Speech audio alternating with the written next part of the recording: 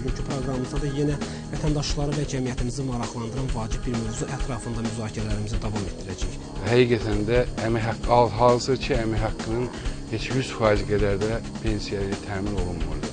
Ünvanlı sosial yardım təmin edə bilir. Xüsusilə əlilliyə görə pensiyaların təyin olunmasında bu hallar daha çox üzə çıxır. Məsələni qeyd etmək lazımdır ki, əlil iki növ pensiya ala bilər. Daha doğrusu həm əmək pensiyası ala bilər, həm sosial müavinət ala bilər. Çiyinə burada olan alır. 41-45-də olan alır. Əfqanistanda olan, Dağlıq Qarabağda olan veteran heç bir yaman şamil olunmur. Bunlar müavinət alana qədər həmin o veteran pulu deyilən alırlar. Bunu əhalinin sosial müdafiəsi mərkəzindən bəli. Əmək pensiyasına çıxdıqda onun pensiyasının üzərinə bazı hissəsinin 10% qədər əlavə hesablanır.